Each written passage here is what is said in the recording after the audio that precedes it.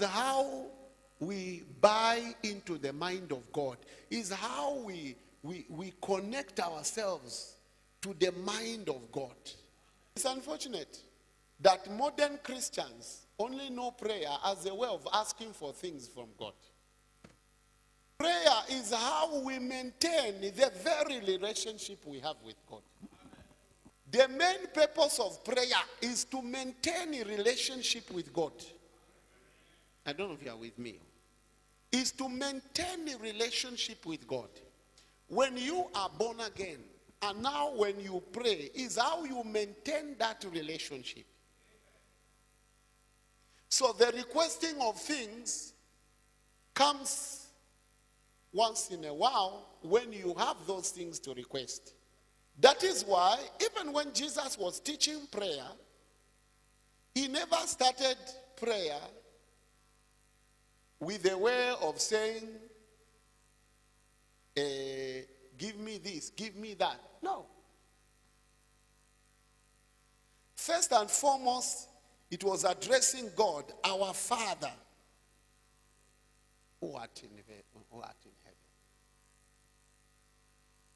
Amen. Hallowed be thy name. Then the next thing, thy kingdom come. Through who? Through me. That is, manifest who you are. Manifest what you represent through me. And how I can manifest that is to ensure that I am a pipe that is connected to a water source. And by the way, the word Father means source. So I must be connected to that source, the source of life, the source of goodness, the source of every other thing that is called good. Prayer is a lifeline. Prayer is interacting with God. God forbid that someone else who was interacting with a demon spirit, we come into contact.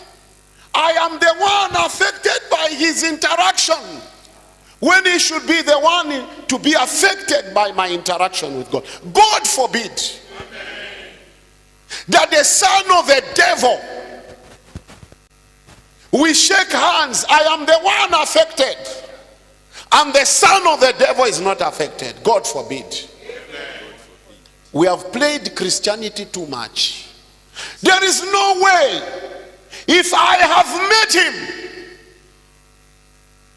those I come into contact with must feel. There must be proof that I met him. There must be proof that I met him. No, I cannot be a casualty. No.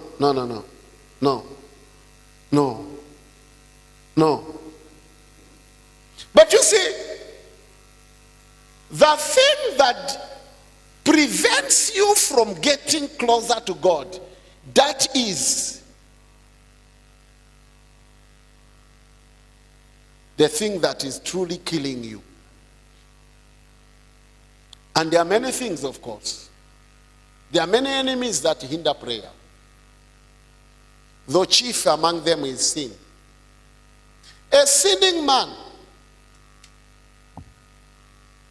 may not have anything driving him to pray. So sin will keep a man from praying, while praying will also keep a man from sin. Amen. You don't need encouragement to pray. How can you be looking face to face with a witch and the witch is comfortable? No. God forbid that a witch should be listing me among those he wants to torment, and it goes well with him. That is why when you hear calls like this prayer, Mune, it's a time for your lifting. There is something about you that you don't know until when you get to him. And when he activates that thing, it will do you good. These Christians, let's wake up. You see, that affliction that landed, that affliction is landing. You see, before it landed, it was planned somewhere by the devil. If you met God, where can they meet and discuss and God can't pick? Please, he's a custodian of all knowledge. He's a custodian of all knowledge. Everything. Where can they offer sacrifice against you and he didn't see it? So when their arrows happen, it's because we have no interaction with this God. Because when we interact with him, he will decide either to show us so that we deal with it, or to tell us what to do in order to cancel that one. Amen. That's all. He doesn't need to explain a lot of things. He may just tell you, do this. You don't know that as you are doing, you are undoing, they are doing. But Christians can be casual.